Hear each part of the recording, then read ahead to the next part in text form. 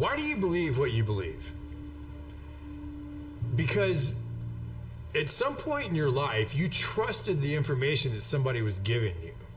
And that someone you trusted told you that a car was a car, a tree was a tree, a bird was a bird, the blue stuff above you is the sky. And that's the way that we began to determine what we believe to be a fact. Most of the things that we believe to be a fact in our lives are told to us through our stories or the news that we hear. So my question would be, if they were deceiving you with the stories they tell you, would you be able to recognize that?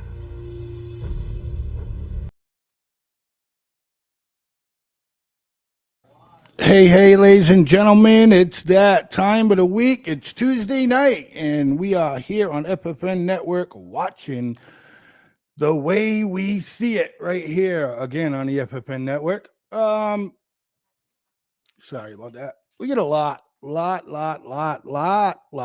to talk about today.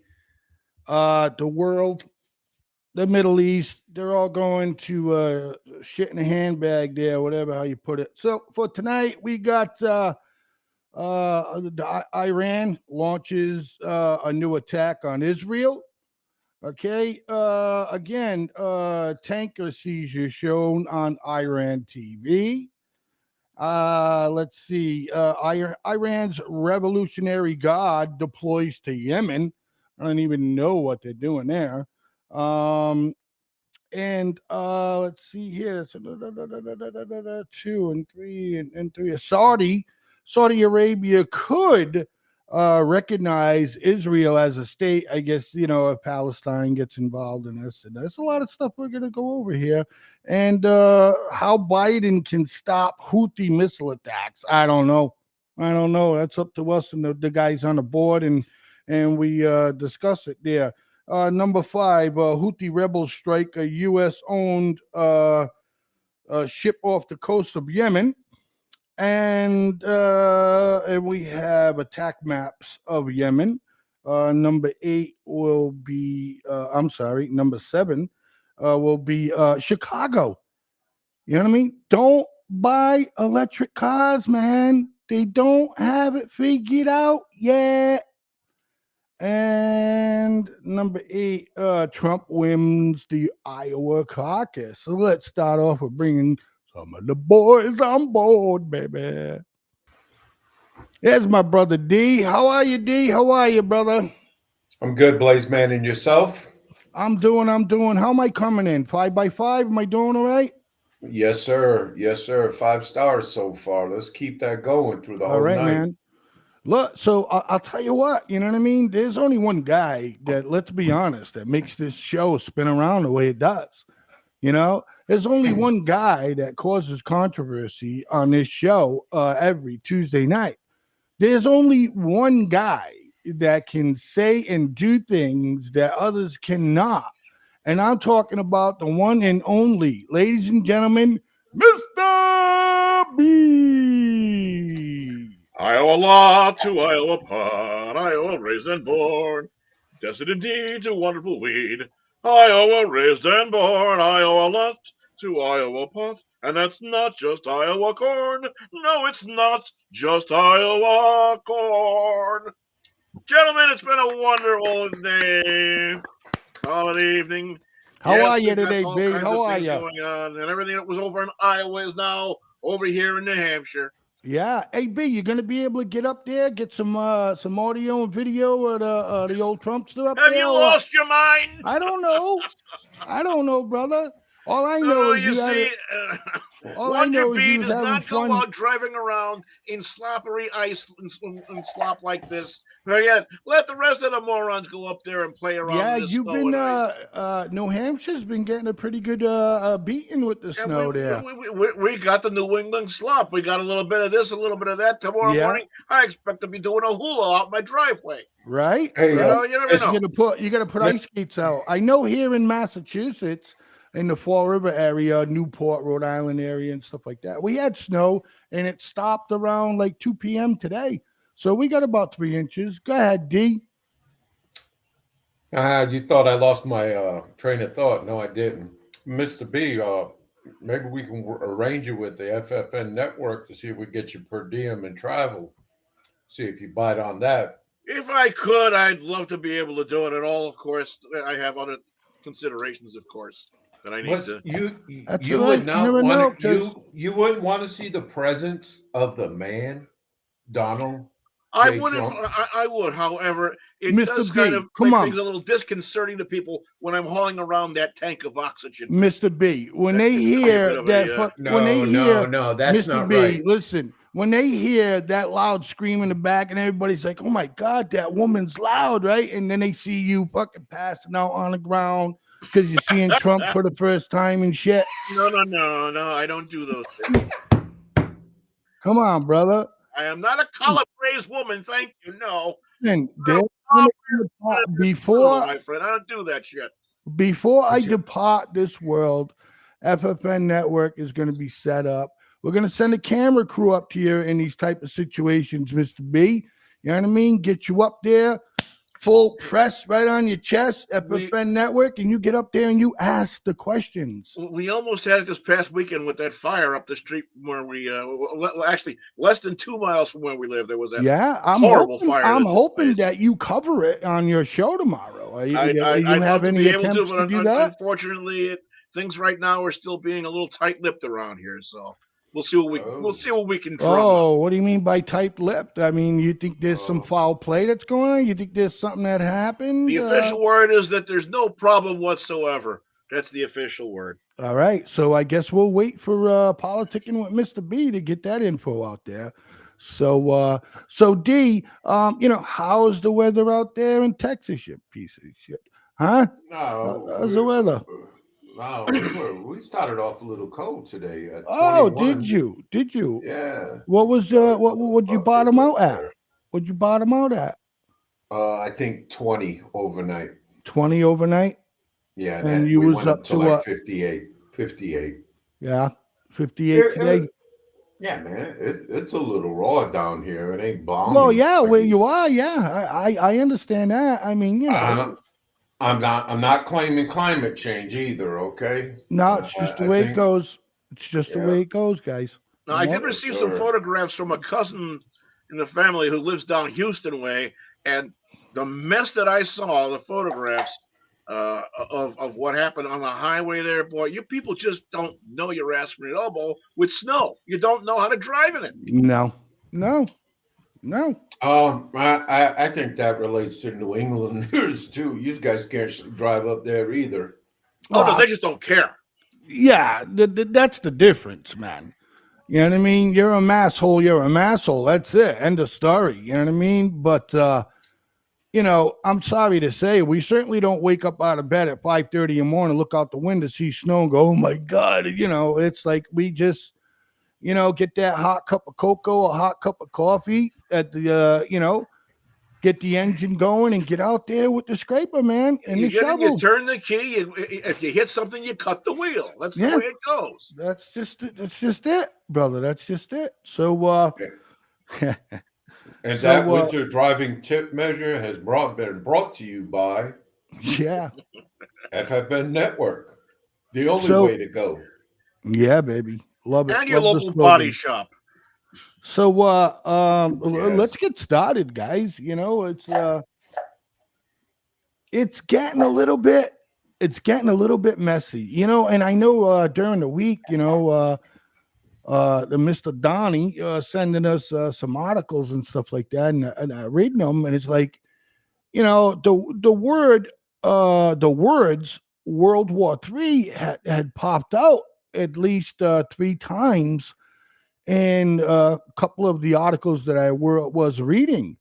And I mean, Iran is getting a little bit ballsy, ladies and gentlemen. Let's just take a quick little look at this video right here before we got moving on.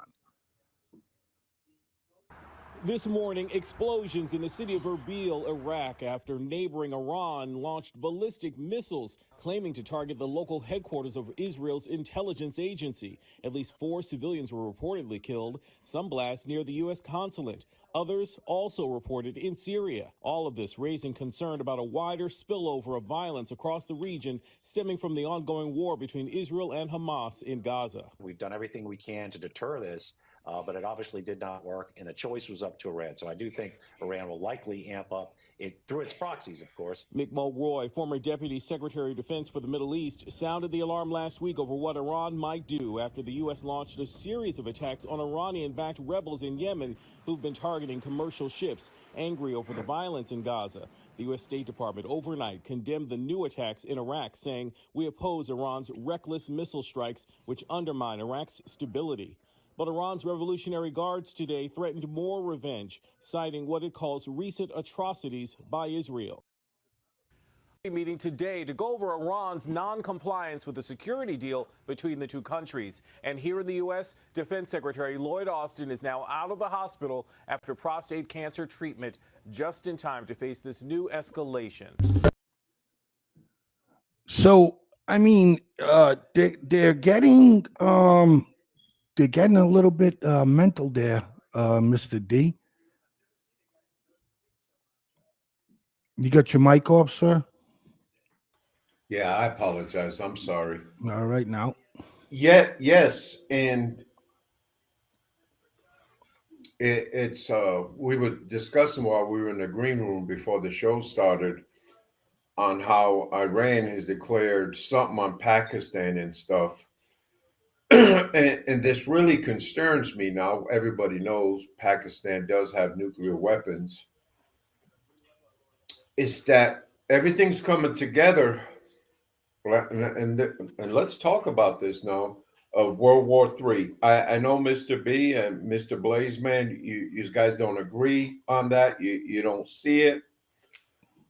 But I see a lot of CIA operations from Iran happening right now, not so much with the Houthis, but with Pakistan and how it was a terrorist group. And I can't remember them, but you know what's funny? When this is all said and done in a couple of years, we'll know all these terrorist groups by name and by leader. Mr. Big, help me out. Okay, I'm going to make a couple of points here. First off, do either of you know how old Iran's leader is? He's 91, I think. He's in his late 80s. Okay. So he doesn't give a fiddler's fuck. No. Okay. But wait a minute. Is that the political part or the religious? No. That's the whoever that the head mullah. top. The head mullah. top. Yeah, Abullah Tutsbah. Yeah, we're going to get smart on this structure. Okay. He's in his mid to late 80s. Okay, he doesn't give a fiddler's fuck about what he's doing. And if you look at how things are going now, how things are stepping up, think back to 38, 39.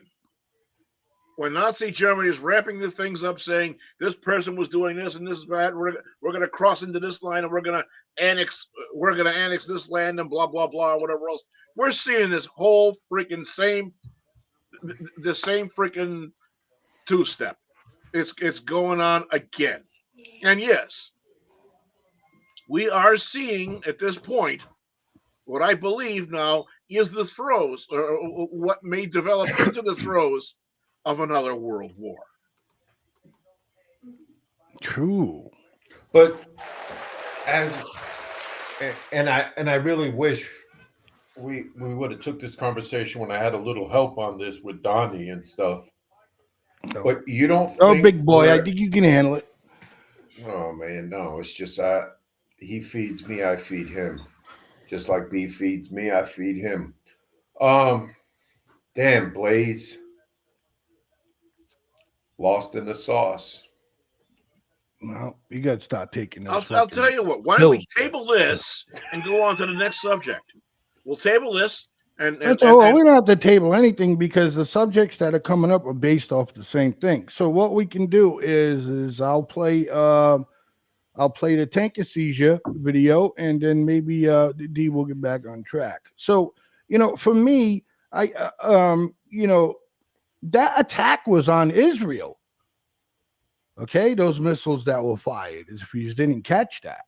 Yeah, right. So I don't understand why Iran.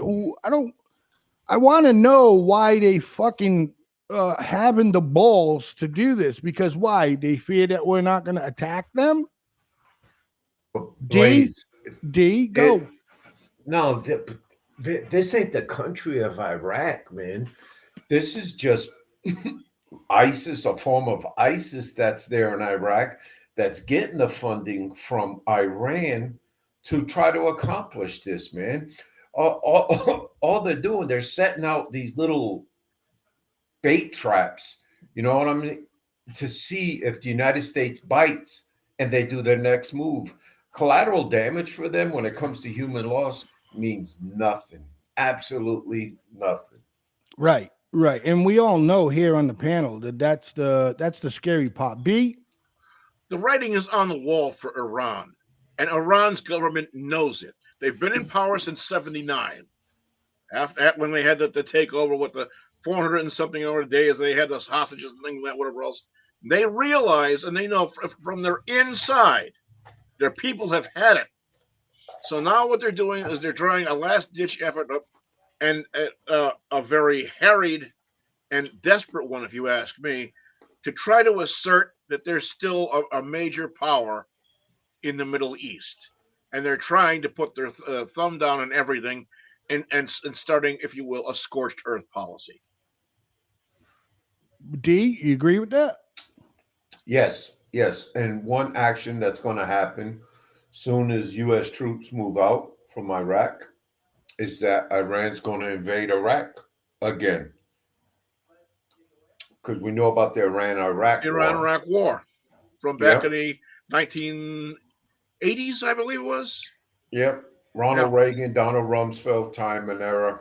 Saddam Hussein was our good old boy, friend, ally. Wow, it must suck to be a friend and ally of the United States when you end up with your own death. That's true. But no, let's just pay attention to Iraq. And the reason why I say Iraq again, there's a lot of territory there. If Iran can get it there in Iraq, which I really see them doing, it's all over. Okay, what would you say the proportion between Sunni and Shias are in Iraq? You know, I was just looking that up, buddy. I was just looking that up. Okay. I don't know offhand. Because if I'm not mistaken, I believe Iran is a 90+% Shia population. I don't have those numbers in front of me. D's working on that right now. But go ahead, Mr. B. Well, of course, they're going to do whatever they can to try to get like-minded to take and clip the other ones off of the knees. So they're going to try and stir up whatever. If Iran is full of Shias, they're going to try and find a company or a group or a land that has as many Shias as possibly can to come into their fold and go ahead and attack that country and eventually overtake it again, Iraq. And for what? The big O, gentlemen. And we're not talking about orgasm. We're talking about oil. Yes. Why? Because Iran is fucking broke. They can sell whatever they've got over to the Russians, but Iran is fucking broke. And if they sow up more oil fields, guess what?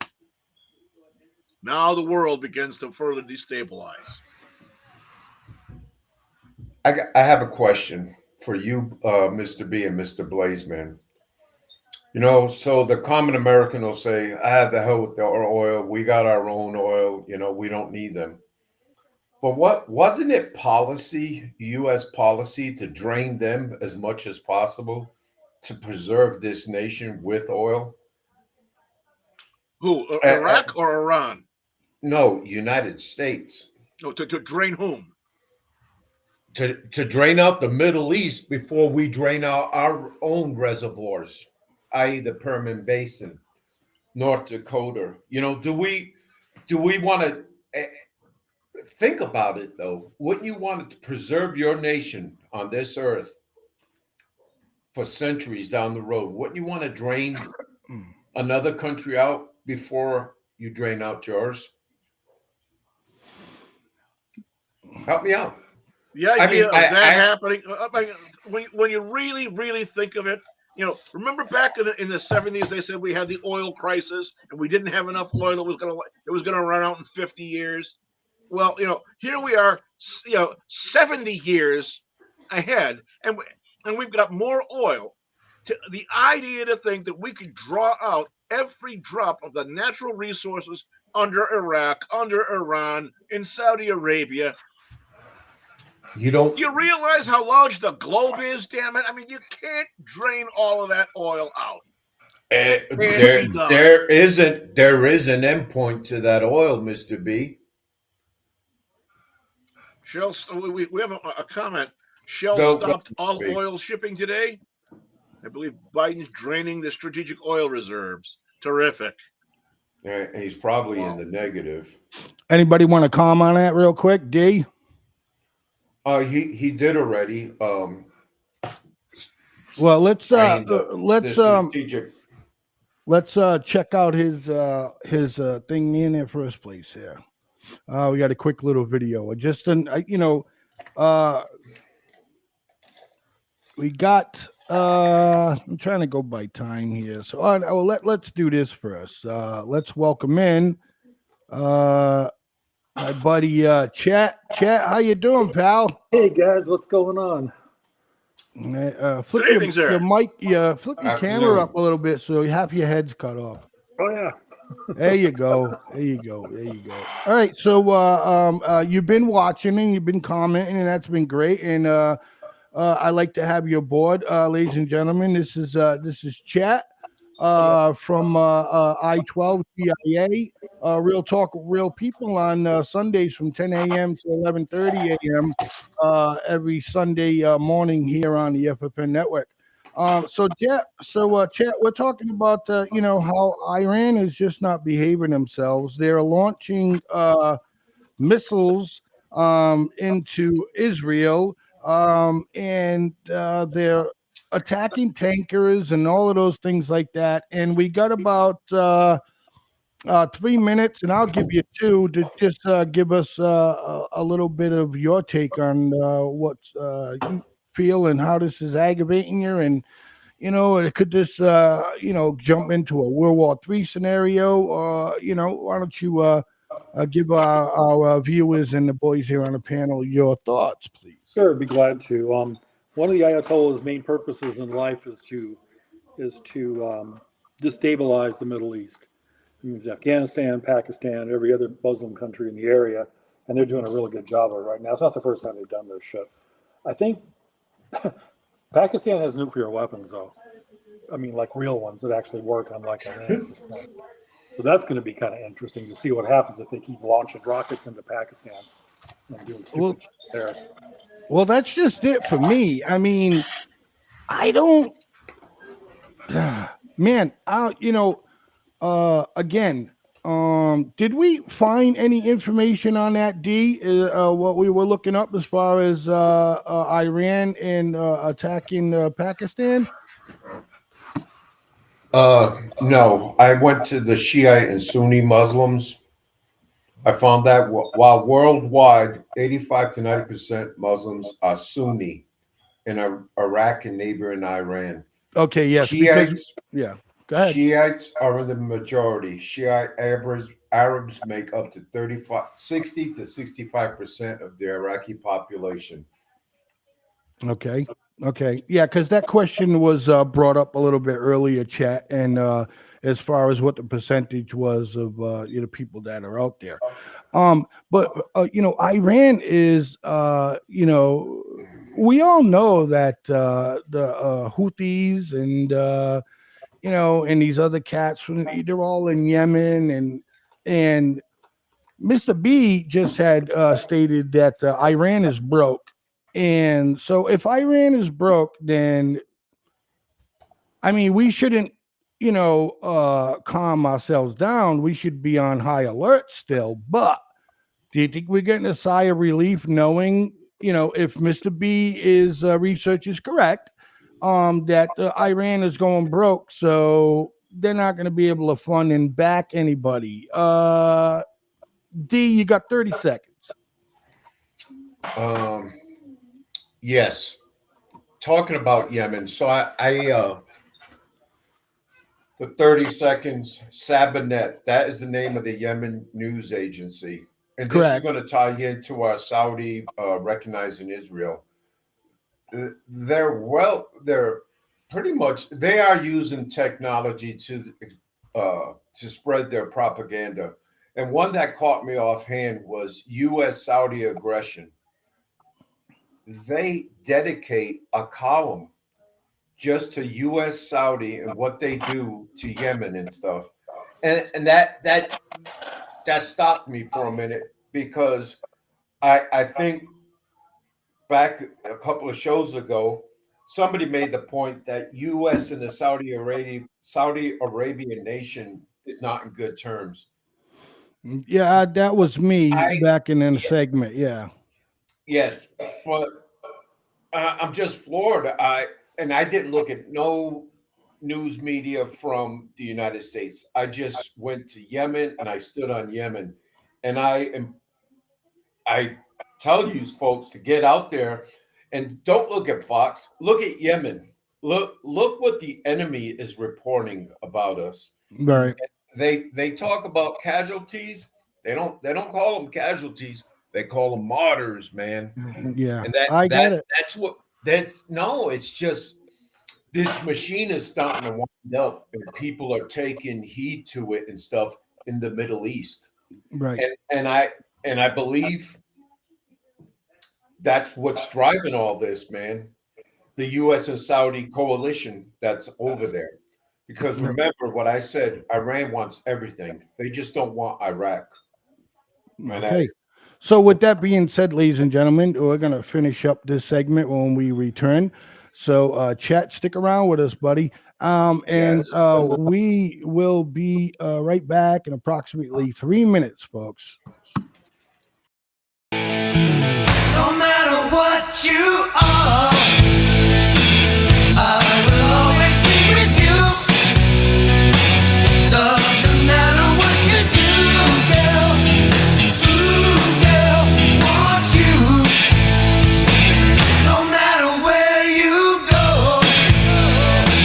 I will always be around. Won't you tell me what you found, girl? Ooh, girl, want you.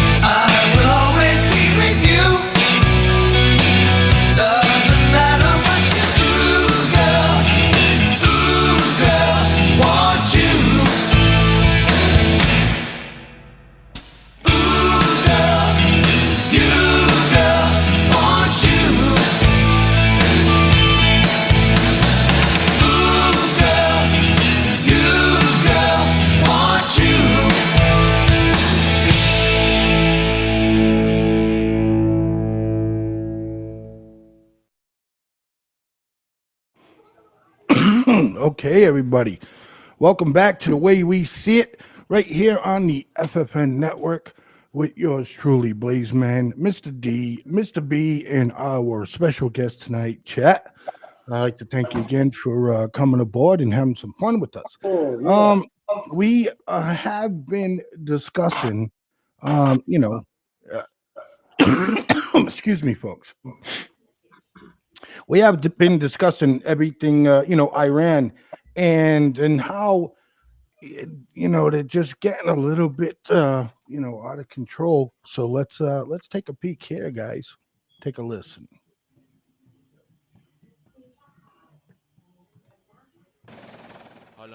Iranian state TV on Friday broadcast clips of what it said were Iranian naval forces seizing a tanker in the Gulf of Oman.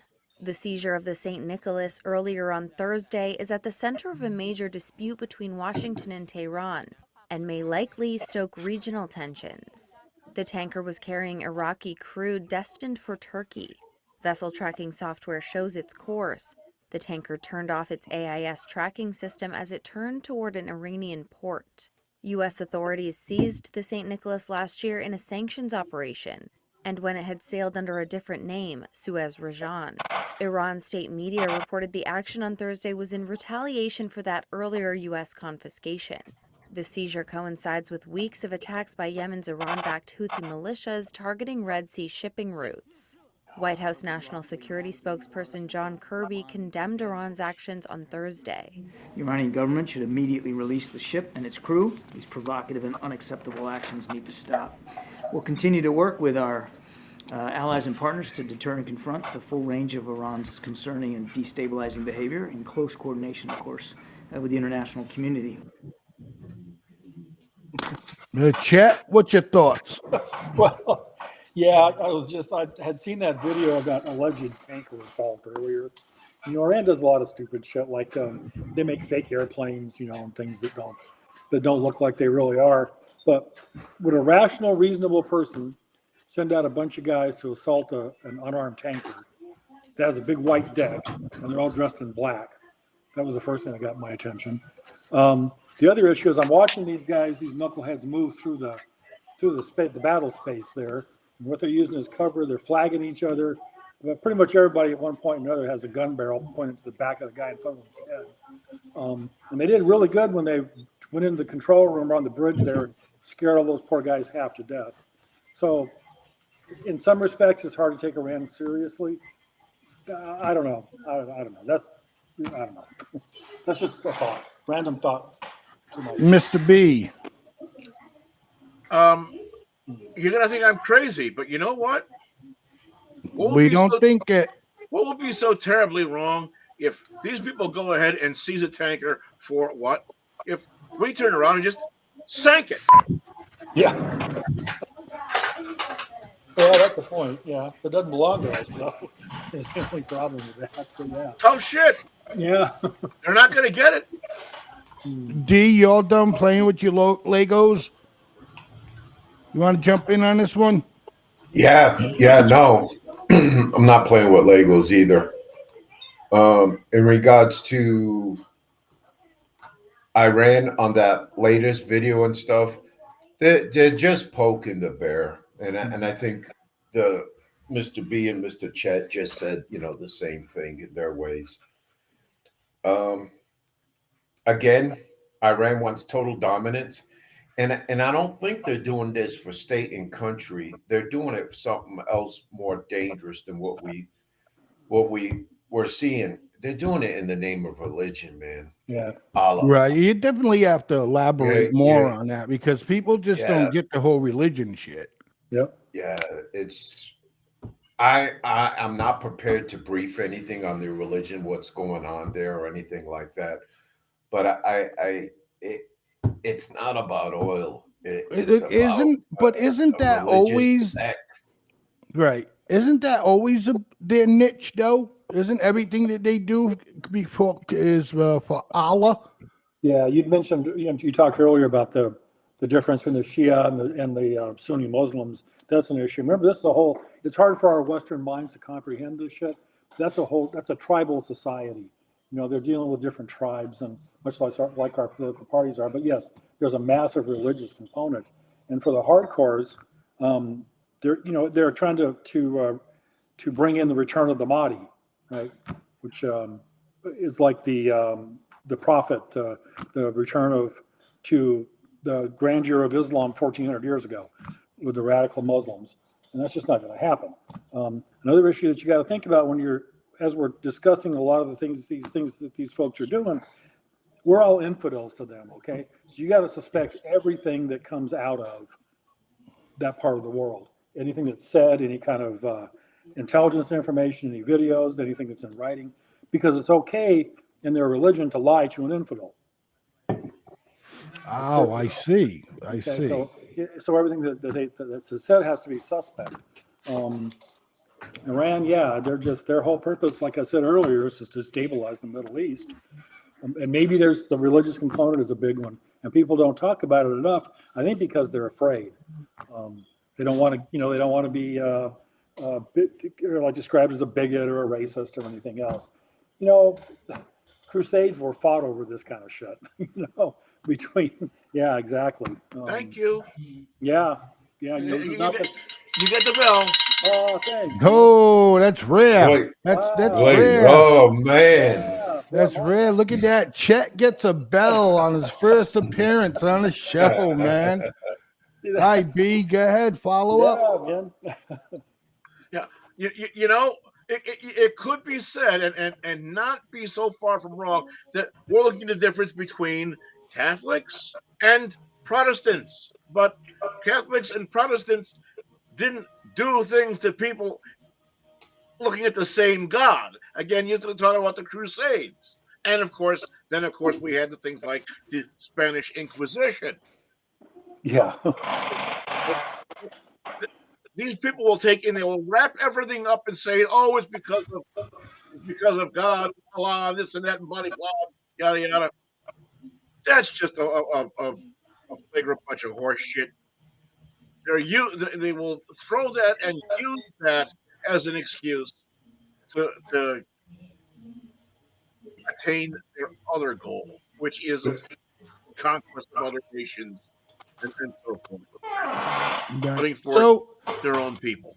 Right. So we have. Are we done with this? Because I just want to make a quote on this. Go ahead. And this is why I sit here today very concerned of America going on another 200-300 years, which I really don't see, is that Islamic fate is already creeping in this country. And then you say, he's just a bigot against Muslims. No, I'm not. I've seen a lot with these eyes, what they do. And look, we have them in Congress now. And in Congress, imprinted on the walls where the speaker sits is "In God We Trust." Don't you think some of the Muslim folks that are in Congress have a problem with that and are looking to change that? Well, of course they do. Sharia law. Mm-hmm. And that's all I wanted to tease up. That's all, man. Mm-hmm. Okay, so gentlemen, let's I guess I didn't do good enough because you're going to continue on. Because there's more to continue on. Mr. Blazeman, I rise to a point of order here. We have had a couple of comments here. I want to recognize them and thank you, by the way. Mm-hmm. And also, we can't forget to mention that we have the call-in number. We'd love to have our members that are viewers call in and discuss this with us. Hey, give us a call. I mean, I'm sorry I didn't bring it up, but it is scrolling across the bottom of the screen. So yeah, but you can call the show at 508 508-974-4231. That's the call-in number. If you got a question or you just want to join in for a few minutes and give us your opinion, we would love to hear from you, no doubt. Again, that's 508-974-4231. Give us a call on the way that we see it. Guys, do you think this is going to happen? Let's take a listen. There is a pathway towards a much better future for the region. for the Palestinians and for Israel, that is peace. And we are fully committed to that. But again, the first step for that is ceasefire. And I will say that a ceasefire, of course, means ceasefire on all sides. But that can only happen as should be a starting point towards a permanent, sustainable peace, which can only happen through true justice for the Palestinian people. Thank you. And I think also the kingdom has said in that context, it could even be recognition of Israel from the kingdom if that was part of a bigger political agreement. No. Okay, V, let's go with you. Should Saudi Arabia recognize Israel? That would be wonderful. The problem is everybody is so hell-bent on saying we need to have a ceasefire that, whatever else. A ceasefire isn't going to take and mitigate the problem. The problem has to be the people that caused this war to begin with need to be completely dealt with. But that was the plan. Alone to deal with it, get it done, and get it over with, no matter how long it takes. A war isn't going to be played and won in a month's time or 3 months' time. Not like this. You're not only fighting people, you're fighting an ideal, and you're going to have a prolonged fight at that. It will take times of generations to get people out of the thought and the thinking process of what they're dealing with. Fucking Christ. Go ahead, B. And unfortunately, people don't seem to number one, they're tired of seeing war. They're tired of seeing blood spilled, and everybody wants to turn around and be a bleeding heart liberal. Oh, these things are so terrible. This is so harmful. This is whatever else. Okay, yeah, terrible. Yeah, wrong. Unfortunately, if you people woke up and just read a freaking Bible, you'd realize that things through recorded history have proven entire civilizations have had to be wiped from the face of the earth so that good could be accomplished. And unfortunately, this is what these people are pushing towards. Right. You cannot blame the Israelis for it. They didn't start it, but they're going to finish it. Chet? Yes, exactly. You hit onto something there. This is coming down to a war between good and evil at some point. You have a society that's evolved and kinder, gentler, I guess, and you have a society that hasn't. But you got to make the differentiation between radical Islam and moderate Islam too. That actually is this thing. So as far as the radical Islamists go, they want to go back 1,400 years and start all over again. Right, D. Oh, I'm sorry, Chet. One more thing. You were right on with Israel too. They didn't start this shit, and they take never again seriously. Never again means exactly that. Never fucking again. Period. Right. D. You unmuted me, boys. Yeah, bro, because your background. Thank you. I apologize. And I apologize. Your mic is super loud. Yes, sir. To get back on Hamas, the Palestinians, and Israel, that was all part of the plan, man. I mean, they are an extension of Iran, a proxy of Iran. And Iran knew soon Israel would attack, the United States would back them. So they got them in their court now. And they're dribbling us the way they want to dribble us. And it's going to be up to us if we're going to play defense or offense. That's it. Right. That's all I have on that, man. It was planned. And let's not underestimate the strategy that they've laid out. And we all see it. That's all I got, Blake, man. Thank you. Okay. So what last thing on covering the Iran situation that's going on out there is why is Iran deploying their Revolutionary Guard in Yemen? Another proxy war. And as far as Yeah, the but Mr.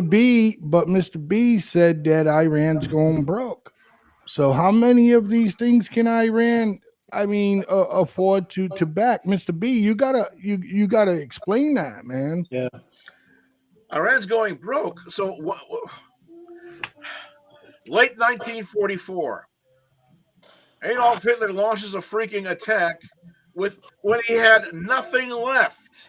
That came through the Ardennes forest and damn near ripped up the entire uh, progress of the Allied Strategic Command. What's Iran trying to do? They're trying to reach and grab. You can't fight a war on more than one front at a time. And what's Iran doing? They're starting wars and getting things directions going from every possible place they can. And they Okay, know that the world can't deal with it. so is this a guesstimate on your part because they got so many things going on? You feel that they're broke? Oh, no. Who could possibly last with all of the sanctions that they've been having over all these years? And all they're doing is selling oil to where? To Russia and to China. Right, and munitions. What else is going on? The only thing that they can possibly do.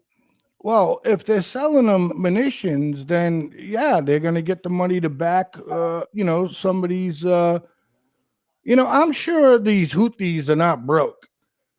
I'm sure that they had, a little piggy bank set aside somewhere to. When they're assembling rockets in someone's garage. Yeah.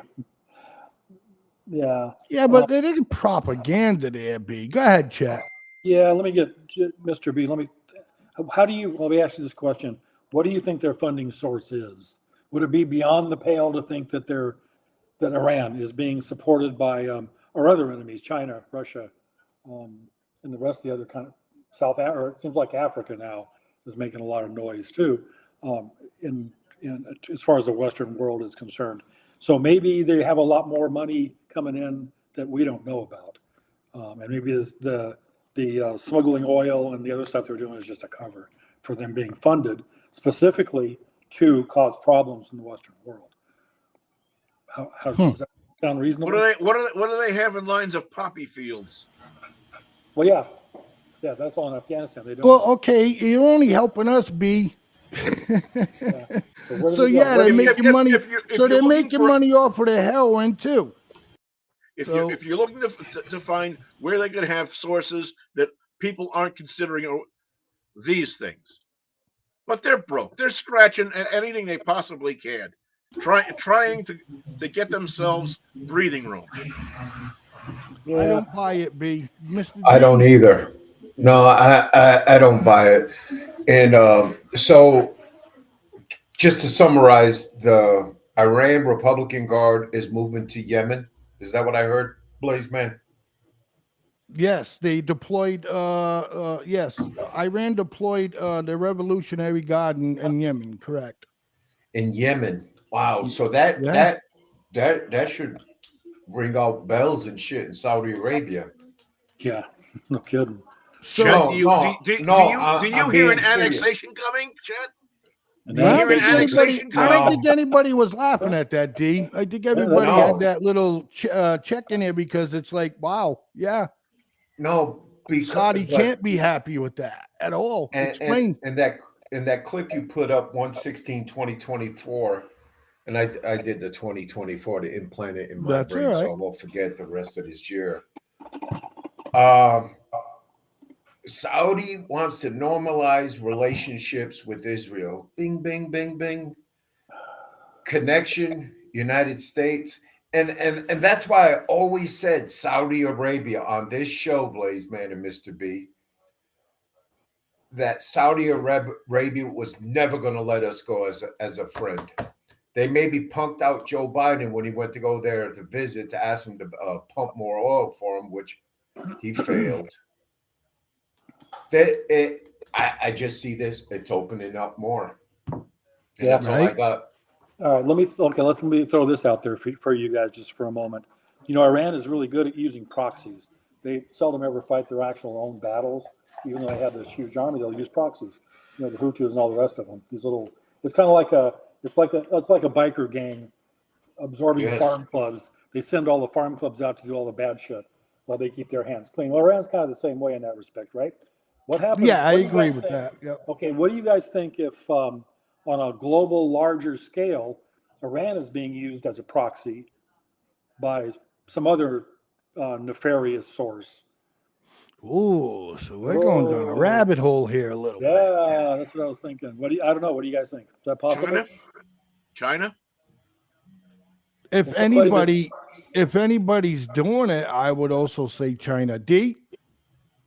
No, I can't say China because Joe Biden's too much in Xi's pocket, man. Okay, so and being real, I really think they're buds. You know, they drank some Suki wine, whatever. But Russia, I really see Russia involved, man. Yeah, I really do. so you Even think it's more Russia than China, huh? yes, and Russia is very heavily involved in the Middle East, not only in Syria, but their underground operations within Lebanon, Egypt. It's all over there. Eli Cohen, the famous spy from Israel that got hung in Syria, it was the Russian technology that found him Morse coding from his apartment back to Israel on stats. Mhm. So Russia was back then there too, and I wouldn't doubt if they're still there now. I'm willing to bet they're there. That's all I have. Right. Well, that would help with Putin's endgame because he wants to return Russia to the grandeur of the czars. You know, that's kind of one of his main purposes in life too, is Yeah, to make but, Russia a superpower again. Isn't Russia's bank account getting a little low, Mr. B? I'll be very honest with you. Russia, I believe, is still sitting on a larger hoard of gold than anybody can possibly think of, because there is so much of the Nazi hoard of gold that never turned up in the hands of the Allies after the war. Russia is sitting on top of so much freaking gold that people just can't even conceive of it. Do you think that's yeah? You know, you're gonna have something that follows that, and then that's the reason why I bring it back to you, to where, information wise, I mean, how are you? I mean, is this a guess on your part, Mr. B, as far as that now Russia's got gold that they're hiding? Or? Call it a more educated guess. If you look through history and you know what happened after the close of the European War, when people were slicing up sections of Europe and so forth, between the Russians and the Allies, and who got what area. And remember, there was all that entire eastern side of Germany that wound up getting retained by the Iron Curtain. The Nazis didn't have only one or two caves that they put art, gold, treasures, all kinds of things into. They had them all over hell in creation. Mhm. It was so much. There were so many riches that were pilfered and hidden. Okay. All Well, over the place. I appreciate the history lesson, Mr. B. I do. I mean, and if Russia's got some kind of secret bunker where they still got tons of gold in there from World War II, then okay, then they can afford to back this up. I'm going to throw up a couple of comments from the people who are viewing, and Mr. D is going to read them off, and we got a minute and a half to answer some of these. So let's start off this one right here with Mr. Crispy Farco. Go ahead, D. First one from Crispy Farco is, we killed Saddam Hussein to free them, just for them to jump in the holy war. Okay, I believe he's talking about Iraq. You know, we went Yes, into Iraq, yes. and now he's saying that they joined the holy war. Go ahead. Put the next one up. Yes, sir. This It's the same thing. It's just spelt different. That's all. Yeah. It's the Next same one. message. So That's we the got gentleman right there. is Mr. Flacco again here. Well, they have a problem with a cross in our Catholic schools that they attend. I have never heard of that, and I know where he's commenting from. That is when I was making concern radical Muslims take over the United States and we'll all be shit to peril. Right. And his other one, I will stick with the good side, the side that don't marry 13-year-olds. I believe what he's talking about there is the Prophet Muhammad. There's a lot of controversy about him. I think it was his 6th or 7th wife that he married very young. I think 6 or 7. Okay. And here's one more from Faco before we hit that break. Biden and China, they're butt buddies. Yep. We were talking about China was involved with Iran. And let's take one more from Charles Arch. Shell stopped all oil shipping today. I believe Biden's draining the strategic oil reserves. Not only draining the strategic reserves, but let's go back in a little time machine. I think 18 months was during COVID. A big ass tanker left LA, California, en route to China.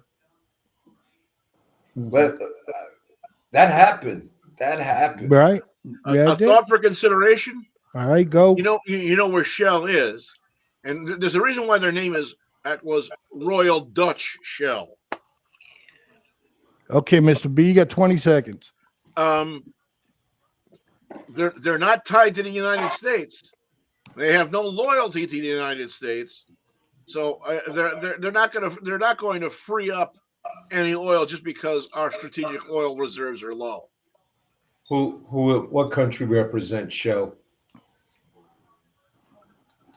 I believe that's up in the Netherlands. I want to say it's a European nation. I was thinking Britain. Chat. Your knowledge, who owns Shell? They said yes. The reason Shell stopped was because on the Red Sea, they're not running any more tankers to the Red Sea because of the pirate attacks, the attack by the Houthis and all that. So according to them, it's a safety issue. But again, if you want to jump down rabbit holes, all this shit plays into the whole electric vehicle conspiracies and all that. Like you said, drain the strategic oil reserve. We're going to run out of gas. We're not using gas on our own because they don't want us to use petroleum products anymore.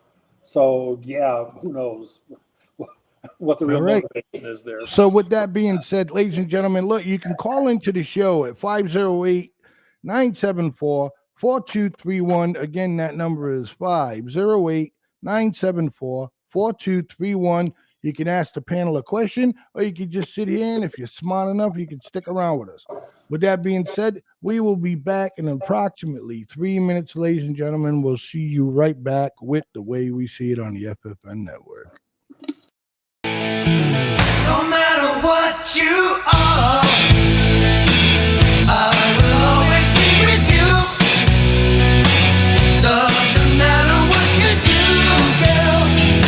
Ooh, girl, want you. No matter where you go, I will always be around.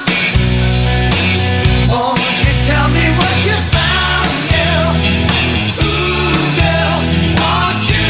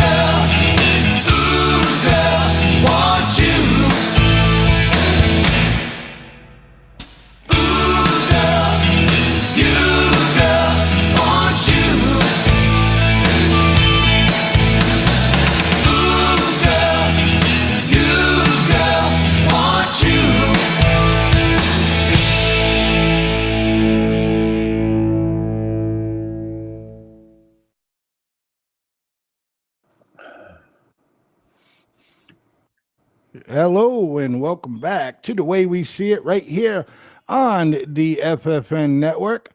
I am one of your hosts, Blaze Man, followed by Mr. B, and our special guest tonight from I-12 GIA, Chet.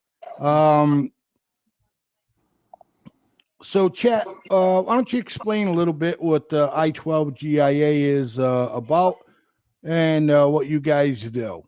Okay, it's I-12 GIA, it's Group Intelligence Analysts, and it's a group of like-minded individuals that monitor world events, and then we develop reports and consulting in those particular areas, whatever they may be. Everybody involved is either retired law enforcement, retired government. We've got some diplomatic security guys, State Department guys, and an assortment of folks that all feel the same way about everything that's happening in the world right now. We also do training and consulting and a bunch of other stuff. Right. And you can catch I-12 GIA, Real Talk with Real People, on the FFN Network on Sundays from 10 a.m. to 11 a.m. Eastern Standard Time. And so, you know, everything is still building up. And I need to know what our president thinks he's going to do about all of this. So here's a little quick take on that.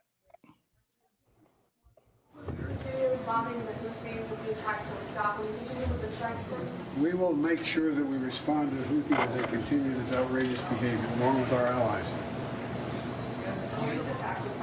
No. Iran does not want to war with us. Are you going to call your terrorist group, sir? I think they are. Were the strikes successful last night, sir? Yes. I don't think there's any civilian casualties. That's another reason why it's a success. Ay, caramba. Mr. B, go ahead. Okay, I have an important point to make. We just saw the presidential idiot babble through his mouth that he believes that the Houthis are a terrorist group. This is from the same government which took the Houthis off terrorist watch list when they first came in to their administration. What in the stinking hell is going on with this? Exactly. Well, I'll tell you what, it's like everything that goes on with this. He's a bumbling fool that has definitely, I would say, about 40% of Alzheimer's there kicking in on him. Okay, the guy walks like his age. Okay, and it's just terrible. And how can anybody, you know, like Iran, China, Russia, see this guy on TV in any manner and sit there and look at him, and you'd be like, I'm not as scared of this fool. You know, this dude, you know, he's a walking, you know, mess. Okay, I'll take it easy on him because regardless, he's still the president of the United States. The man's an embarrassment against the world. Go ahead, B. He's an idiot, a babbling baboon. He doesn't know whether he's been struck by lightning or run down by a San Francisco tourist car. For Christ's sake, the man's an idiot, and he shouldn't be there. The only thing that's keeping him in office is the fact that Kamala is the next in line. And you think that's the only reason? Yeah. Chet, you got something to add? Oh, God. Kamala Harris, President Kamala Harris. Oh my God, that's a scary thought. Absolutely. Yeah, you know, I always compare Biden and, well, actually the entire administration to post turtles. You know, you're driving through a field, driving down the road, and you see a turtle sitting up on top of the post. And he doesn't know how he got there, doesn't know what he's supposed to do while he's on top of this post, but somebody put him up on top of that post. And that's exactly how Joe Biden got where he is today. D? So I'm going to throw a curveball at you guys. So Donald Trump is 77 right now as we speak. He'll be 78 June 14th. When he gets sworn in, he'll be 79. Okay. You think Trump's going to hold up at 80, 81, 82? Looks fucking just throwing that out there. Well, I'm telling you, Trump looks damn good. Yeah. Damn you, good. You don't think he's going to deteriorate? Not as fast as fucking And I'm not Biden. I'm not trying to play God here. No, you really fucking ain't. listen. This is what we do. You know? We state out our opinions, and I'm trying to tell you, I'm not worried about Donald Trump's health whatsoever. B. Anyone, God forbid, could have a stroke and keel over and be wrecked for life the day after tomorrow. We don't know. We can suppose, but what is the reasonable likelihood from other things that we've seen along with President Trump? The man is very well kept. He's in very good health, and he's a hell of a lot stronger now than Biden was at this very same age. He's sharper. He's quicker and more adept at reacting, and not just being a reactionary, but a proactive leader as well. Not only in government, but in means of business. The man is proven. Look, if something's gonna get him, what's going on with this guy? Just think about everything that's going on with him. Yeah. Plus, he's doing his campaign. Plus, I mean, go ahead, Chet. Yeah, there's a lot of stress being the leader of the free world, and he did that for 4 years. A lot of presidents barely survived that, and yet including all the shit that he had to put up with during that. And time. that he's putting up with now. And now he's doing it even more in a lot of respects. I think he's probably the only president that's ever actually lost money for being in office. And he's campaigning again. He's strong. He's getting these things. Somebody said earlier that he goes, he does that shit. He does his campaign thing last night, and then he ends up having to go back to New York or someplace to court, on 3 hours of sleep. He's back in court again, and he's back and forth. So yeah, I don't have any problem with that at all. The other thing about Trump, especially, is that continuity of government. I have faith that he will put people in place that can take over for him if necessary. But gentlemen, we're seeing something else here that we have not seen in 70 or 80 years. We are seeing the resolve of the American people after they have been trod upon. The people that are out there largely, have you heard any of the interviews they did with people that were just in Iowa about their outlook, about how things have happened, how things have transpired against President Trump, and the reasons why, no matter what the temperature was, they were going to get out and going to go and attend their caucus. Open restaurant in. Well, what is something all Americans have in common, right? We go for the underdog, right? It's like it's in our DNA to support the underdog, and be it in sports or war or whatever. And that's where he is right now, and that's why he's getting a lot of support that he is. The more they mess with him, the more his popularity goes up. Exactly. Right. That's hands down. Because I just don't want to go through another 4 years of everybody going after this man. Right. No, I do. Hey, I voted Trump. You know what I mean? I'm not throwing Mr. Trump under the bus. He's made some comments in regards to the military that really appalled me, and I didn't know what to do or say. But the man did the job. But like you said, Chat, he did make a lot of shit happen. And two impeachments, not investigations, impeachments. It's a longer process. It's just, I don't, it's the damn, and I'm trying not to curse, it's the damn media that's stirring all this shit. We're ready for you. Don't, no, you gotta do a little we're not supposed to curse? We're ready for you. No. Hey, we got, here he is.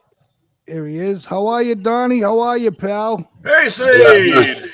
Hey, how y'all doing? Hold on real quick. Hold up. He's like, hold on, bro. He's scared. All right, so he said, hold on, but continue, D. Where was I? I'm sorry, I got a little excited. That's all right. I see my sidekick Donnie pop up with his. That's all right. So we got. You were discussing the fact you didn't like to see what was happening to that's all right. people coming after President Trump. No, and I don't. I think it's not even political. It's just pure hatred, man. And I try to live my life, and I don't want to sound like a preacher, but in a Christ-like way. All good, Donnie. And the way they just go after this, man, it's sad. We're gonna get back to Trump in a few minutes, and right now I'm gonna blast up another video of let's see where we are here, and these are the Houthi rebels strike a U.S.-owned ship off the coast of Yemen. So let's take a quick look at this here. Now to the widening conflicts in the Middle East. Today, a U.S.-owned cargo ship was hit by a ballistic missile off the coast of Yemen. That's according to U.S. Central Command. The attack by Iranian-backed Houthi militants caused no injuries or significant damage, but it follows Friday's retaliatory strikes by the United States and Britain. CBS's Charlie Daggett reports tonight from Tel Aviv. Iranian-backed Houthi militants held military exercises in Yemen just a day after being hit by U.S.-led airstrikes, more in defiance than a show of force, a flex of military muscle on land, for a battle being waged at sea. U.S. operators say the cargo ship Gibraltar Eagle was hit by an anti-ship ballistic missile 100 miles off the coast of Yemen in the Gulf of Aden. The company said the vessel suffered limited damage to the cargo hold, but that it was stable and heading out to sea with no injuries reported. The attack follows that massive U.S.-UK bombing campaign to deter assaults exactly like this. The Houthis retaliated by launching an anti-ship cruise missile toward the USS Laboon destroyer in the Red Sea before it was shot down by a fighter jet, according to U.S. military officials. Houthis say they're targeting commercial ships in solidarity with Palestinians as the conflict in Gaza reached 100 days, where Hamas released undated video showing 3 hostages speaking under duress, including Noah Argamani, the 26-year-old captured on video being taken away from the music concert on the morning of the October 7th massacre. One of more than 130 hostages that remain missing tonight. Hamas released unverified images of the 2 other hostages, the 2 men, revealing that they'd been killed while in captivity. It's not clear when that video was taken. It's also unclear about the well-being of Noah Argamani tonight.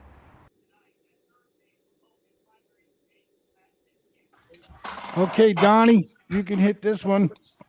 I'm the more, I've always been a guy about going whip their ass, but the more that you mess around and you read and you just watch, you watch Iran with their proxies, and this is exactly what, some say they want done. They don't want to try to control the Red Sea or any of that shit. They just want chaos.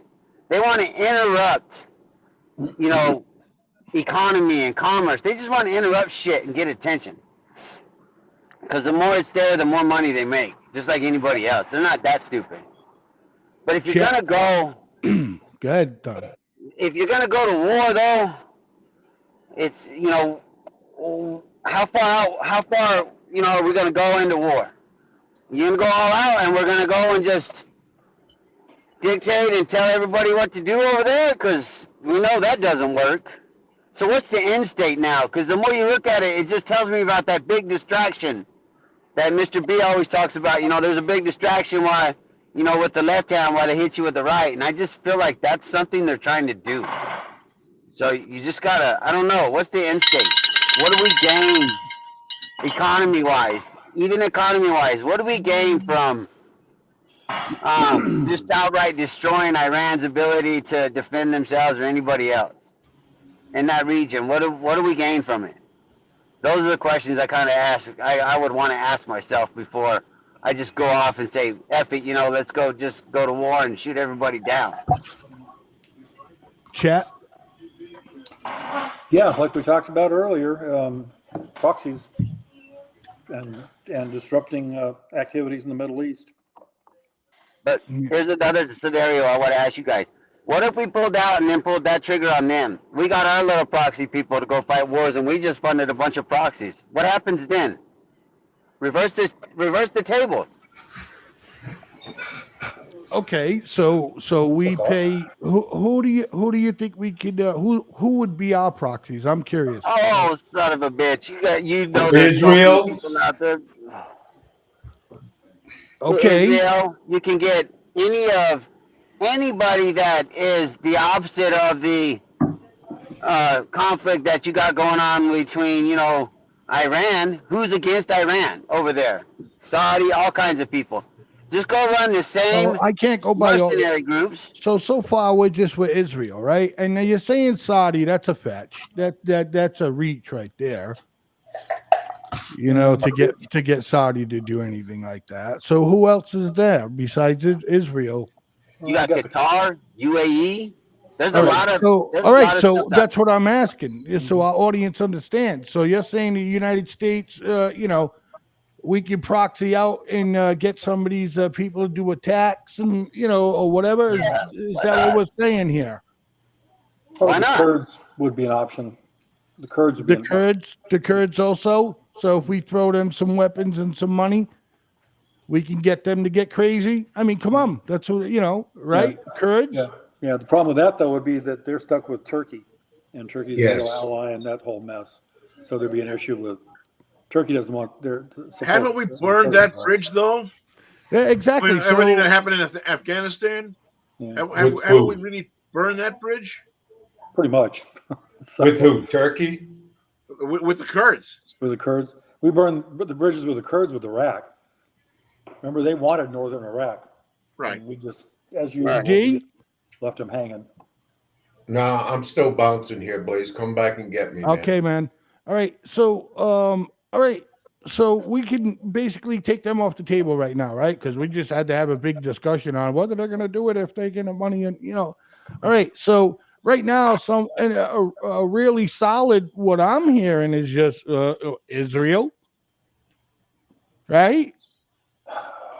The other two, we just go ahead. No, I don't think you put Israel in it. They got their own troubles. Exactly. They got enough fighting Hezbollah and everybody else up there. But you got to look at more than just that. Who's around, like Lebanon, where Hezbollah is at? Yemen, who's around there? Oh, Oman already said no-fly zone for us. They don't like it, so Oman's off the table. You got other places where we can attack from and get support in, Africa or India. There's a lot of different ways to do it. I'm just saying, what is it? What would be the problem? Because at some point, I think we're going to have to make a decision as a nation of, do we stay in the Middle East or do we get all the way completely the hell out? So you know what I'm saying? So Donnie, I got to be honest. I've been waiting for you to jump on the show because, I mean, what's it going to take, Donnie? Because we always talk during the week to get an idea on what we're going to talk about on the show, and the articles that you put up, I read, and also you had mentioned yourself in a comment, and the words World War III came up. Can you elaborate on that with our viewers? What? When are you going to go and we're going to go ahead and everybody just admit that World War III has pretty much begun? Because the way it's going right now of this tit-for-tat retaliation shit, this doesn't solve anything. It just keeps progressing the war machine on. This doesn't solve anything. It doesn't come to a resolution. That's why I'm asking, and I'm saying, where's the end state? What do we really want from it in the end as a nation? So it's been. You got to figure that out first. So it's been discussed on this panel tonight, before you had popped on, that Iran is going to try to find a way to pull us into a war. So, I mean, when do you think something like that happens? Do you think we have a big problem if somehow, some way we have to send a missile over to Iran to get them going? So, and let's say before anybody answers that, let's say goodnight to Chet. Chet's gonna take off. Hey, Chet, I appreciate you. I appreciate you jumping on, and I'll see you Sunday. Yeah, talk to thanks you for the invite too. beforehand. If you guys don't mind, I'd be more than happy to come back in and jump in again, man. That was good. Oh Good yeah, conversation. anytime. Thanks, All right, Chet. sounds Come good. on Thanks, back. guys. Thanks, man. Talk later. All right, Chet. Take care now. Okay, Donnie. I was thinking maybe because depending on what happens with elections too at the end of the year. Because you got to remember, Trump was a hard ass with Iran. And you let Trump come into this place, or, into this situation, this space, with all this going on, you know what he wants to do. He wants to go in attack mode. So that's where I really, it'd be hard to say. I don't know, but the tit for tat escalation is just going to keep moving on, and we're just not going anywhere with that. How do I you, understand. Mr. B? This is directed at you. How do you think that maybe, at some point the Biden administration, right? This is hypothetical, okay, kind of rabbit hole, right? The Biden administration realizes somehow, some way before election, there's a pretty good chance that he might lose the election, right? Do you think that this administration starts something to the point where we have to, send some missiles and shit over to Iran, and then again, hypothetically, rabbit hole that and Trump becomes president, and then Okay, eventually let me see if I got this straight. You want me to opine what might happen if Biden administration goes ahead and picks a fight and then leaves Trump Off to it. deal with it? Is Yeah. that Yes, sir. First off, Biden hasn't got the brass tacks that it takes to do something so incredibly stupid. He is planning more on letting everything else happen and just take and move upon here, move upon there, and plug a hole and hope that it all goes away. He does. He hasn't got the balls to start to pick a fight like this. It's not going to happen. Go ahead, D. The critics, the media. I just hate the term porn because I was a porn in the military, and I think the American public take the sacrifices that are being done over there, i.e., Eisenhower Battle Group, the aircraft carrier. I'm willing to bet 95% of the guys on that ship and ladies are ready to pull the trigger and say, fuck this shit. We just sit back here and it goes back to the SecDef, Lloyd Austin. The media just jumped all over him. I haven't spoken with Joe Biden for a week. Biden didn't know where he's at. Again, Biden's whatever. But get back now, if you had two nations you're fighting a war, Ukraine and Israel, shouldn't you be talking to your Secretary of Defense daily? Daily? So yes, and it just strikes me, and I would be a flying hypocrite if I wouldn't defend this man, because I served in the organization that he belonged to, and that was the United States Army. I look at these credentials, man, and yep, he was black. He came in the 70s, 1975. He got his commission out of West Point, man. There was still racial tensions in the Army then. The MPs used to. There aren't any now. Come on. No, there's not. No, something. The Army did really good work it out. Look at this shit. United States say it was not a diversity hire. It was pure fucking talent this man had, and still has. What this man has accomplished, he just needs to go. He needs to go, resign, and I'm going to be as clear as I can. America doesn't deserve your leadership, Secretary Austin. And I'm done. And with that being said, ladies and gentlemen, you can call into the show at 508-974-4231. Again, that number is 508-974-4231. You are watching The Way We See It right here on the FFN Network. We will be back in approximately 3 minutes. No matter what you are, I will always be with you. Doesn't matter what you do, girl. Ooh, girl, want you.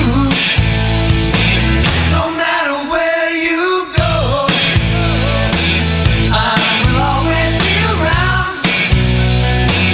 Won't you tell me what you found, girl? Ooh, girl, want you. Knock down the old gray wall.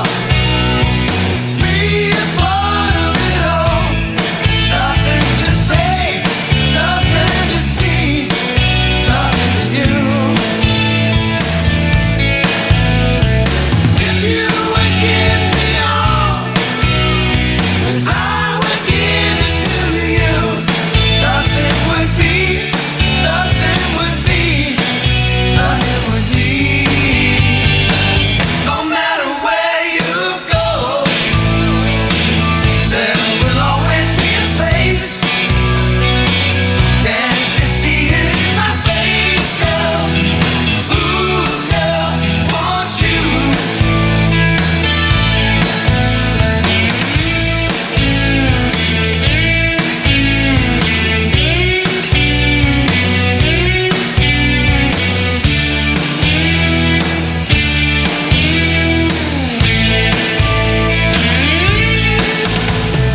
Knock down the old gray wall. Be a part of it all. Nothing to say, nothing to see, nothing to do. If you would give me all, 'cause I would give it to you. Nothing would be, nothing would be, nothing would be. No matter what you are, I will always be with you. Doesn't matter what you do, girl. Ooh, girl, want you. Ooh, girl, you, girl, want you. Ooh, girl, you, girl, want you.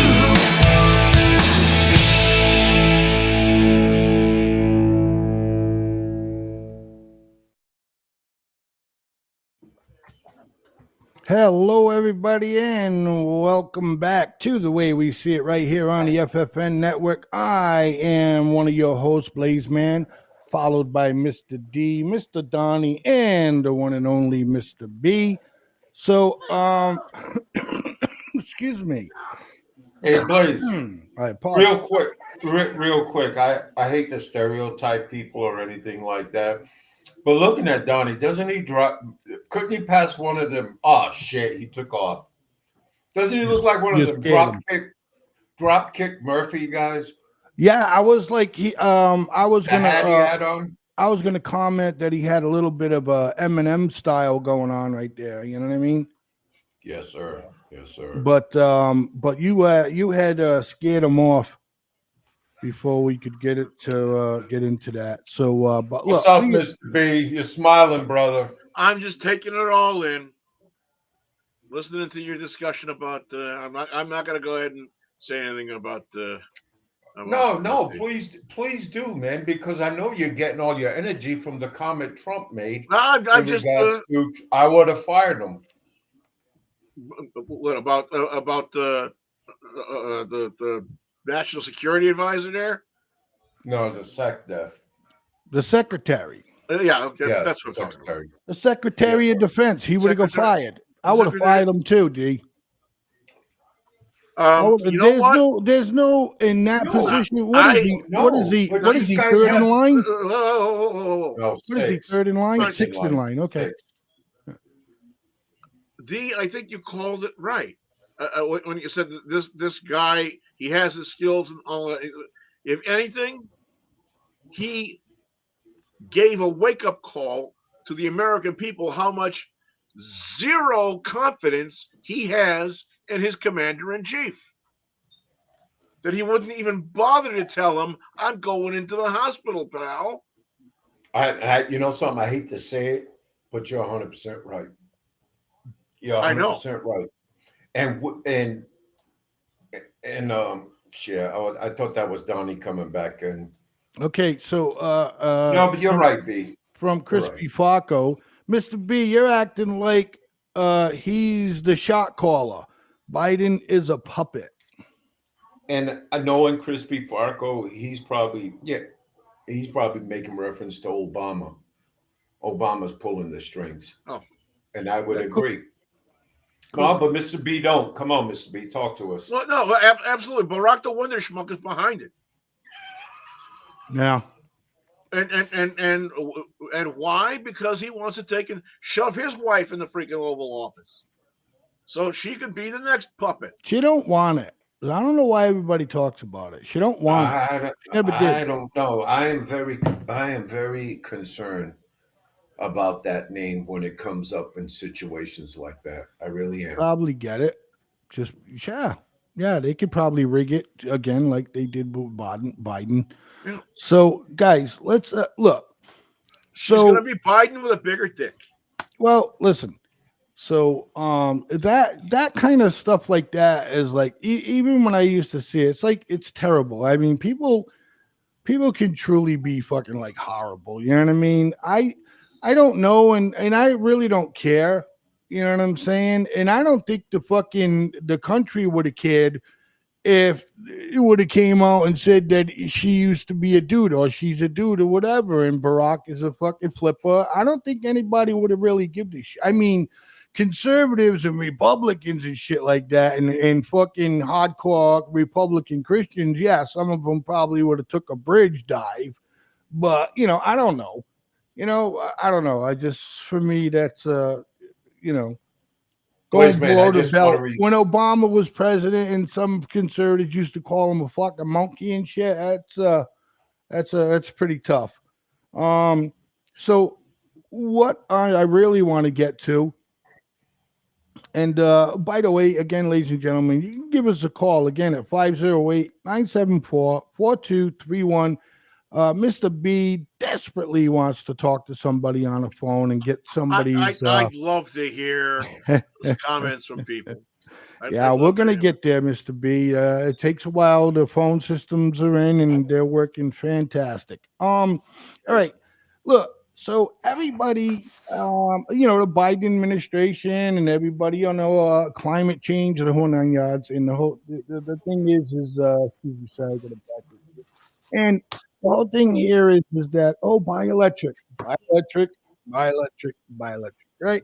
So, everybody, and we talked about it on the way we see it. It was briefly, but we talked about it, and we did say to the fact that, like, what's going to be the deal with these batteries and this system in the freezing cold? And let's take a listen, ladies and gentlemen. Finding out. Time headaches for Chicago area owners of electric vehicles. Yes, I never thought we'd say this, but it's true. As Dane Placco reports, the low temperatures have caused some headaches for owners looking to charge their cars. Electric cars may be the way of the future, but it's clear there are some problems when it comes to charging them in Chicago's deep freeze. Oh, we got a bunch of dead robots out here. Dead robots. Hold, please. FFN Network. The parking lot at this Tesla supercharging station in Oak Brook, a scene mirrored in other supercharging stations around the Chicago area. Man, this is crazy. It's a disaster. Seriously. With temperatures falling into the negative double digits, these charging ports have stopped charging, leaving many Tesla owners stranded here in long lines since Sunday. Nothing, no juice, it's still on 0%. And this is like 3 hours this morning being out here, after being out here 8 hours yesterday. Has it been charging? No, not at all. It just isn't working. At all. It's just frozen, and so I'm now getting it towed to the Tesla Service Center because that's my only option at this point. Adding to their frustration, they say, is that they're getting no help when they call Tesla for assistance. No response from Tesla. We have been suffering since yesterday afternoon. These are unusually cold temperatures, but do you find this acceptable? No, not at all. Not really. I think it's less on the actual vehicle and more on the infrastructure. Tesla has not responded to our emails for comment, but an automobile expert we talked to said that the owners of all EVs should hit the battery precondition button on their car before attempting to charge it in extremely cold weather. In Oakbrook, Dane Placco, Fox 30. That's not a Tesla. It's a tits up. Hey, but so caller, you're on the air with The Way We See It on the FFN Network. What can we do for you tonight? Yeah, Trump 2024. We'll take it. Make it happen. Who do we get on the line tonight? Crispy Falco. Hey, Crispy, how are you? Long time no hear, buddy. Right. Good to see you have a number back. Yeah, absolutely. And everyone in the the section can answer and hear you. So D, you was happy with Falco. You wanted them to give a call in, and he's here now on the phone, brother. Hey, Crispy, Mr. D here. How are you, bro, and your little girls, man? How are they? Everybody's doing good. Nice to hear your voice again, Mr. Big D. Yes, sir, Mr. Crispy. Hey, so on your last comment, man, have you ever seen the video of Obama saying how we would serve as a third term? Well, can you elaborate on that a little? I can tell you one better, as always, because I don't talk shit and say shit I don't know. By the way, as far as that crosses goes with the Muslims trying to take that out of court, out of Catholic and Christian schools, happened in 2013. You can look it up. There was actually a lawsuit, court case filed for it. I also shared the video in the chats about it earlier. Go ahead, man. So for that, there's documentations that the Muslims were trying to get it taken out of the schools that they shouldn't even have intended to begin with. If it was against their religion. Mr. B, you seem like you want to answer, Crispy. No, I was in full agreement. I absolutely remember that happening. It was just incredibly stupid.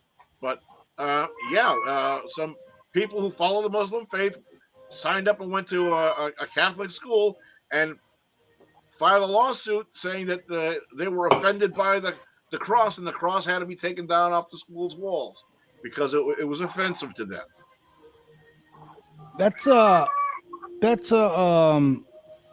I didn't know that anything happened, and that was in 2013. 2013, I remember it happening. Yeah. D, you want to elaborate on that? No, when Mr. Farco, you are a Mr. Crispy.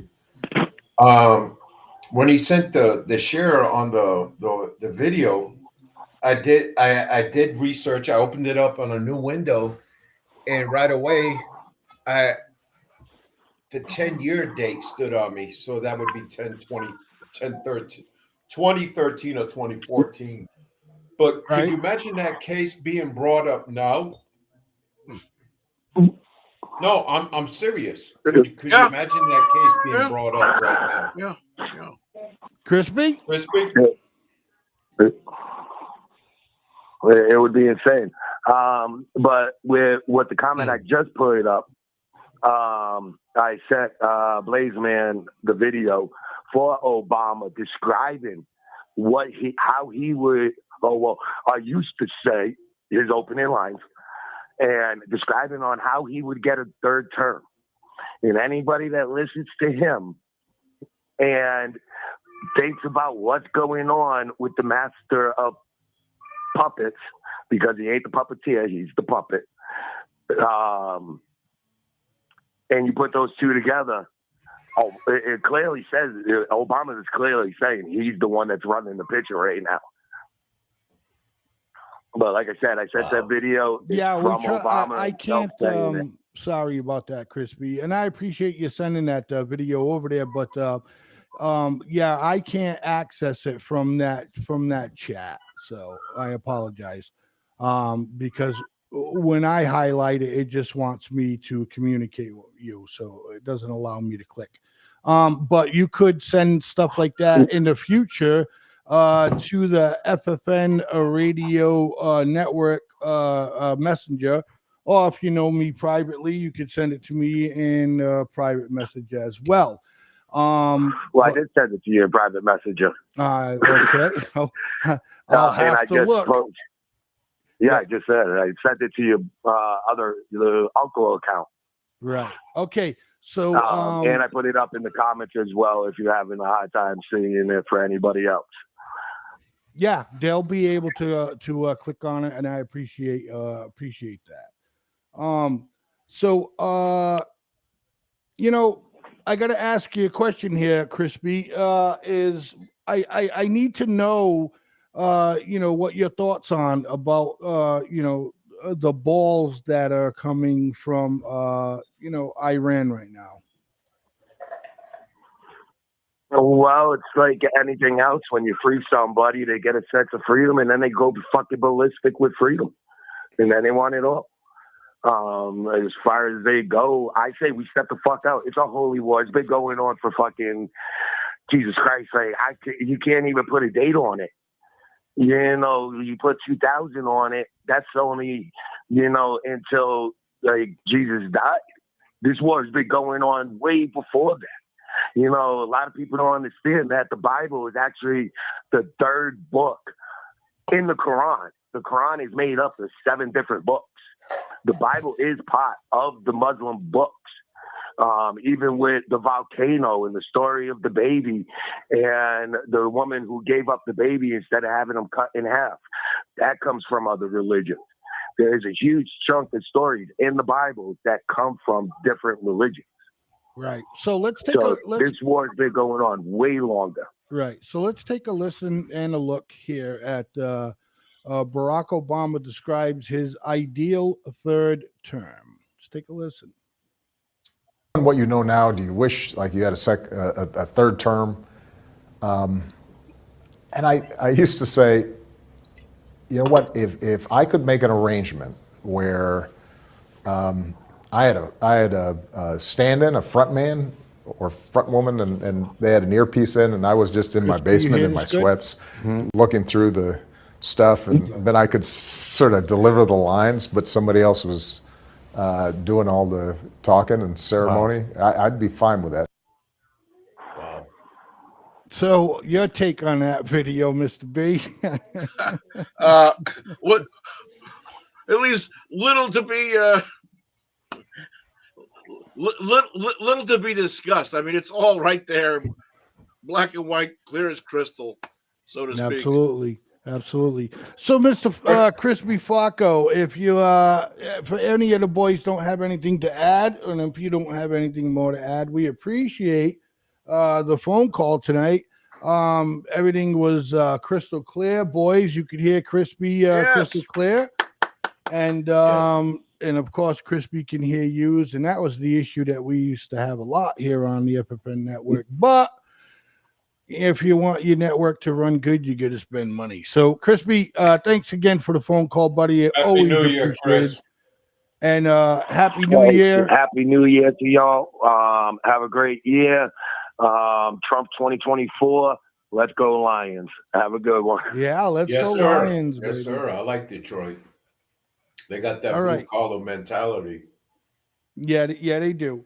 So, with that being said, with Mr. Crispy Flacco, I think I have. Where am I? I got one more video to exploit here. So before we, here we go.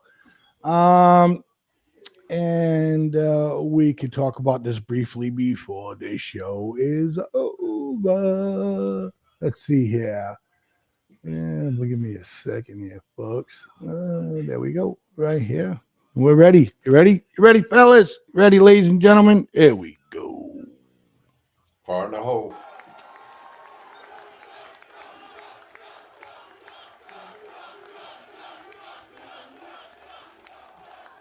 Well, I want to thank everybody. This has been some period of time, and most importantly, we want to thank the great people of Iowa. Thank you. We love you all. What a turnout, what a crowd. And I really think this is time now for everybody, our country, to come together. We want to come together, whether it's Republican or Democrat or liberal or conservative. It would be so nice if we could come together and straighten out the world and straighten out the problems and straighten out all of the death and destruction that we're witnessing. It's practically never been like this. It's just so important, and I want to make that a very big part of our message. We're going to come together. It's going to happen soon, too. It's going to happen soon. I want to thank some of the great people. We have so many senators. If I go through every name, we'll be here all night, and everybody's going to get angry at me. But the senators, the congressmen from Washington, they came down from all different states. I want to thank you very much. I want to congratulate Ron and Nikki for having a good time together. We're all having a good time together. And I think they both actually did very well. I really do. I think they both did very well. We don't even know what the outcome of second place is. And I see Carrie Lake. Congratulations, Carrie. Very good. I spotted her, I have to announce, because she's terrific. She's going to be a senator, a great senator, I predict, right? You're going to be a great senator. And Vice President. I also want to congratulate Vivek. Absolutely agree with He did a that. hell of a job. He came Ladies and from, gentlemen, you can't see right now, but if you zero, could, and you would he's got a see big percent, probably 8%, you would see almost the 8%, and biggest that's an smile amazing on job. Mr. They all B's did. They're all face right very now. very smart people, very capable Well, let's people. see it. I think most importantly, I want to thank my incredible wife, First Lady, I'll say former and maybe future. Oh, a little humble. He was a little But more humble important there. than Melania, I want to thank Lady, I'll say former and maybe future. Very smart people, very capable people. I think most importantly, I want to thank my incredible wife, First Lady, I'll say former and maybe future. But more important than Melania, I want to thank her incredible, beautiful mother who passed away a few days ago. And she's up there, way up there. She's looking down, and she's so proud of us. And I just want to say to Amalia, you are special, one of the most special people I've ever known. And that was a tough period of time for the family, but she's amazing. She was amazing. So I just want to thank what she's done for our family and her husband, who's home right now and very lonely. He's a lonely man, but he's going to be okay. Victor, they're great people, great parents to all of us, really. Great parents, but also to Barron. Boy, did she take care of Barron. That's how he got so tall. He only ate her food. And I want to thank my family generally. They've worked so hard, and they've taken so much abuse for being good people. I mean, good people. But Eric and Don.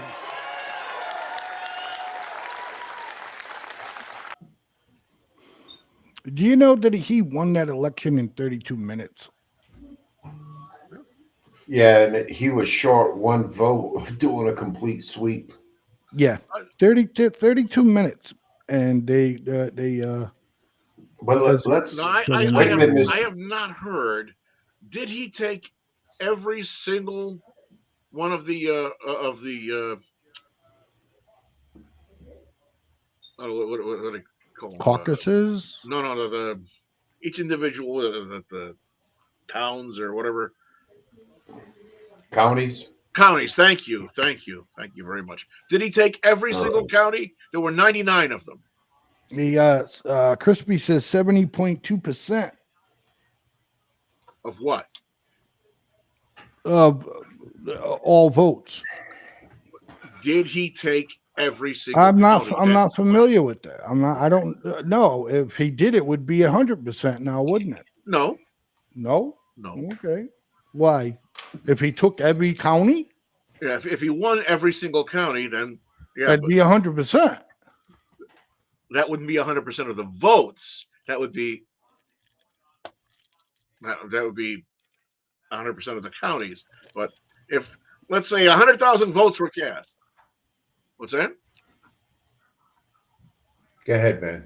Okay, if let's say 100,000 votes were cast, and he got 70,000 votes, and the other 30 got between the other people, then that's that. I got an update, and I just researched it just now because I made mention of the one vote.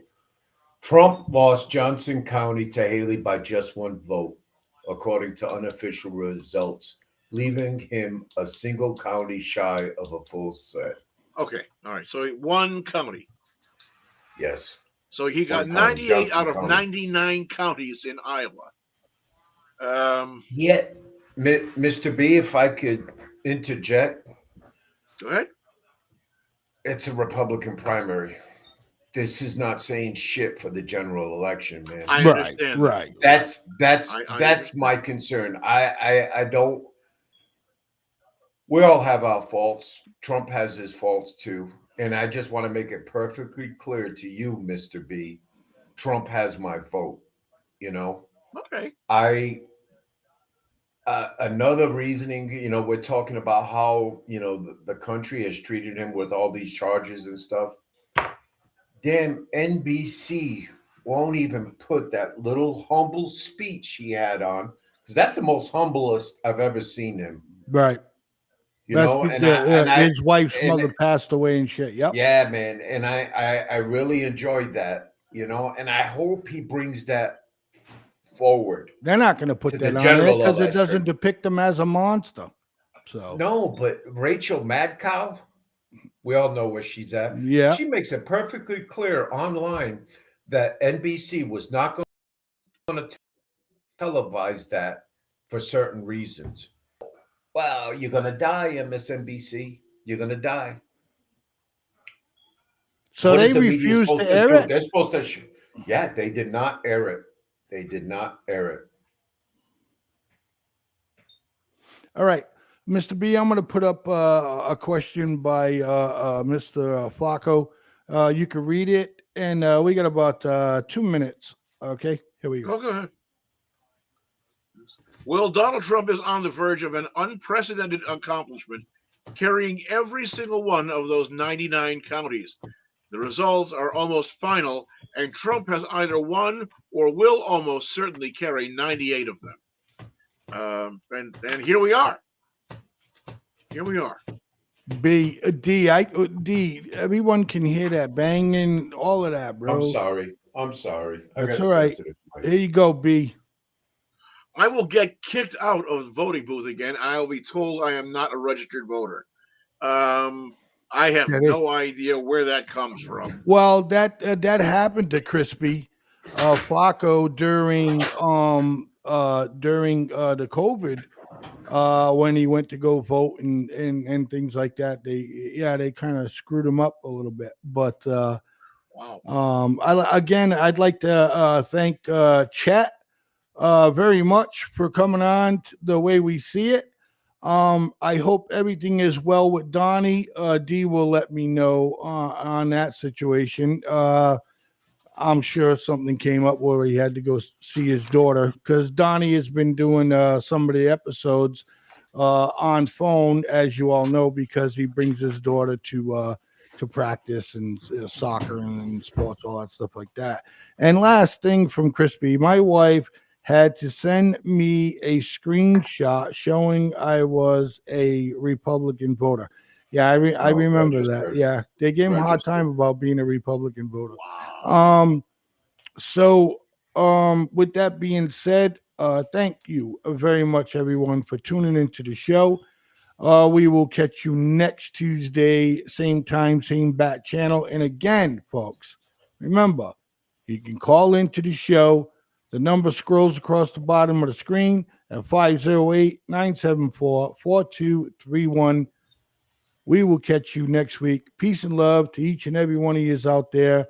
Mr. D. Good night, everyone. Thank you, Mr. B. Thank you, Blazeman, for having me on the show this evening. And we just situational awareness. And that's what I'll leave it at. Yeah, good one. Mr. B. Yeah, of course. We got this great show tomorrow. We've got two of them.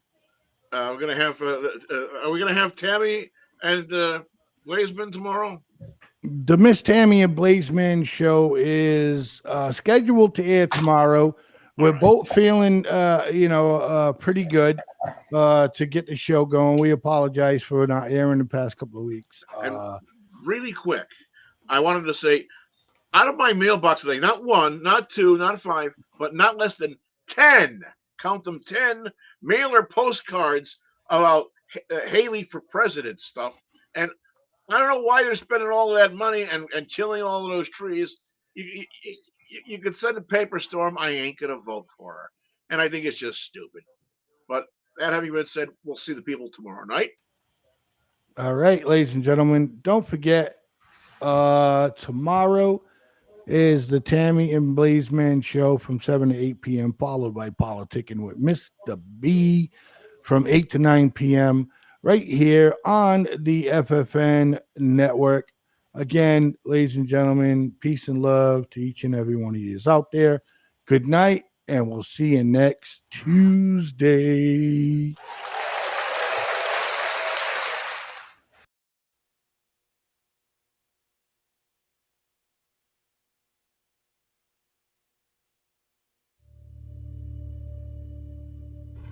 Why do you believe what you believe? Because at some point in your life, you trusted the information that somebody was giving you. And that someone you trusted told you that a car was a car, a tree was a tree, a bird was a bird, the blue stuff above you is the sky. And that's the way that we began to determine what we believe to be a fact. Most of the things that we believe to be a fact in our lives are told to us through our stories or the news that we hear. So my question would be, if they were deceiving you with the stories they tell you, would you be able to recognize that?